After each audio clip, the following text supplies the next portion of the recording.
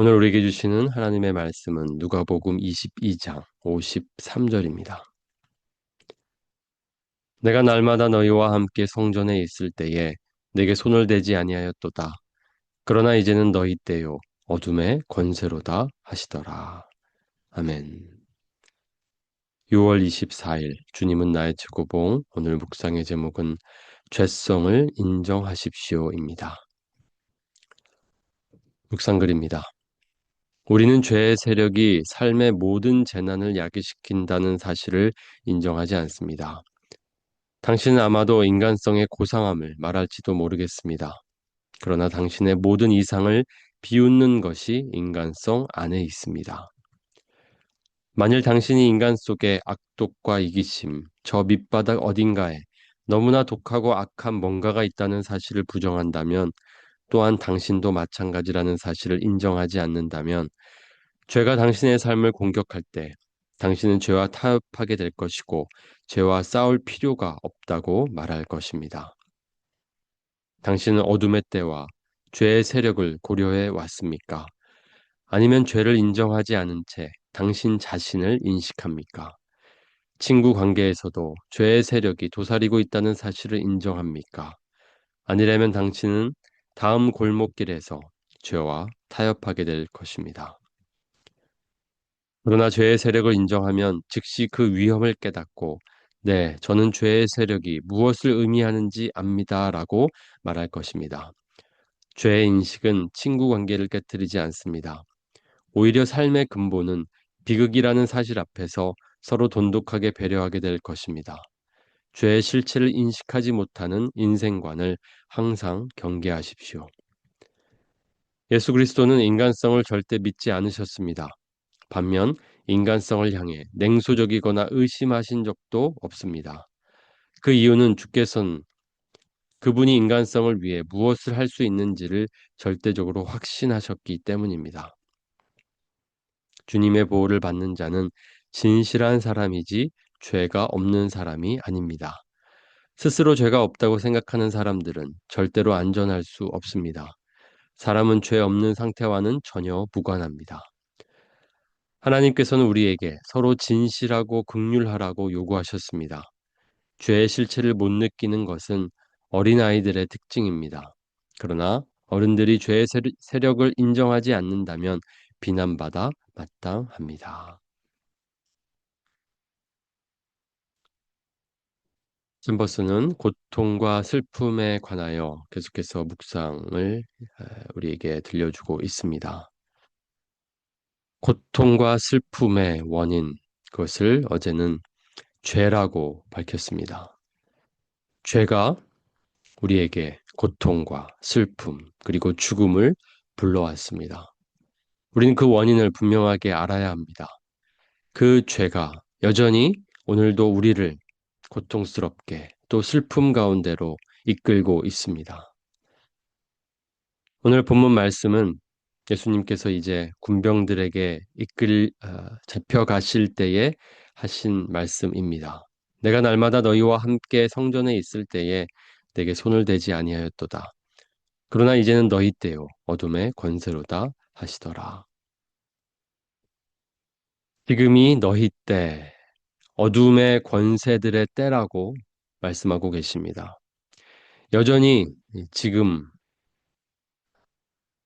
어둠의 권세가, 공중 권세 잡은 자, 사탄이 이 세상을 덮고 있다라는 것입니다. 그것은 지금도 유효합니다. 여전히 지금 이 어둠의 권세가 득세하고 또 다스리고 또 유혹하고 있습니다. 죄의 실체, 어둠의 권세를 인식하지 않는 것을 주의해야 합니다. 챔버스는 바로 이 죄의 실체를 인식하는 것이 그리스도인의 삶이다라고 말하고 있습니다. 우리는 죄의 세력이 삶의 모든 재난을 야기시킨다는 사실을 인정하지 않습니다. 당신은 아마도 인간성의 고상함을 말할지도 모르겠습니다. 그러나 당신의 모든 이상을 비웃는 것이 인간성 안에 있습니다. 죄의 실체를 인식하지 못하는 인생관을 항상 경계하십시오. 죄의 실체를 못 느끼는 것은 어린아이들의 특징입니다. 죄의 실체를 인식하지 못하는 인생관을 항상 경계하십시오. 이것이 오늘 핵심입니다. 죄의 실체를 인식하라. 죄성을 인정하라. 입니다. 챔버스의 이 묵상은 아, 당시 챔버스가 이집트에서 군인들에게 한 설교의 일부라고 알려져 있습니다. 그러니까 오늘 이 말씀을 듣고 있는 청중의 상황이 현재 전쟁 상태였다는 것을 기억한다면 왜 이런 말을 하고 있는지, 왜 이 말을 아, 기억해야 하는지를 이해할 수 있습니다. 인간은 자신의 이성을 고상하다라고 생각하고 신을 무시하고 그렇게 이성을 중시했던 상황이었습니다. 그러나 그 끝은 잔혹함, 그리고 전쟁, 그리고 서로를 해치는 일이었습니다.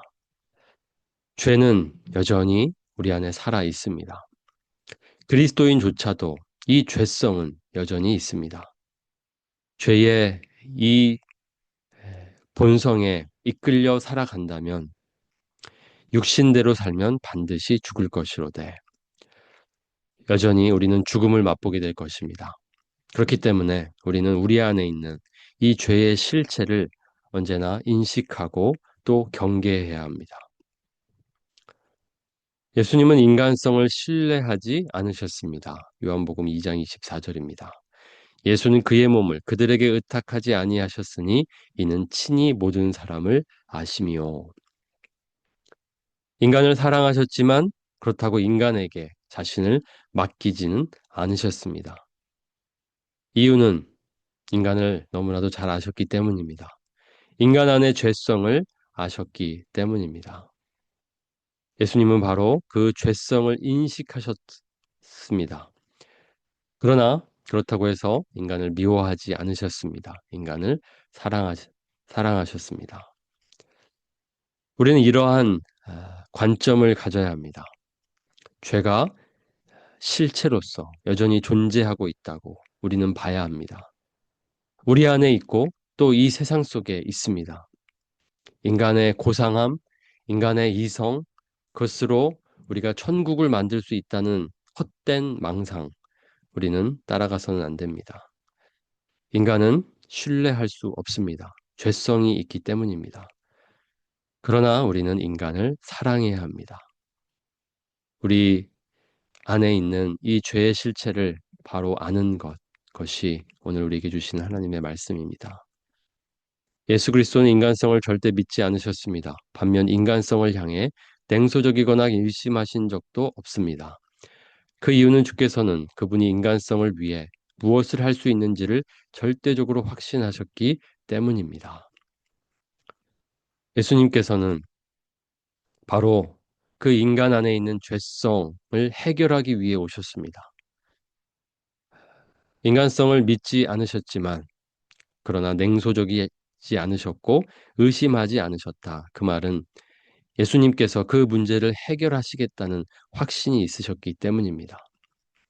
예수님은 그렇게 우리의 죄성을 해결해 주셨습니다.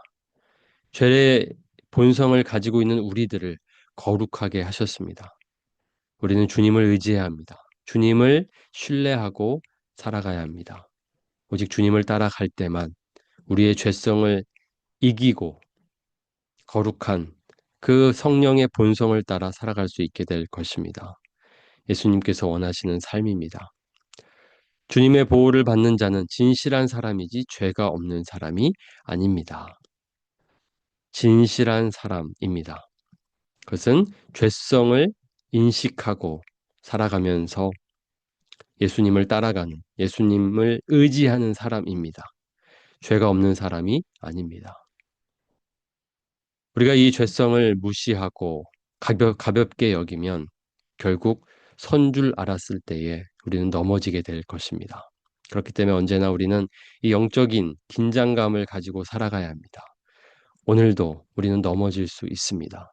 죄성에 따라 갈 수 있습니다. 그러나 주님이 우리와 함께 하십니다. 주님과 함께 주님께서 사셨던 그 거룩한 삶을 본받아 그렇게 살아가는 저 여러분이 되기를 원합니다. 주님께서 우리를 그렇게 주님의 삶으로 살아가도록 인도하실 것입니다.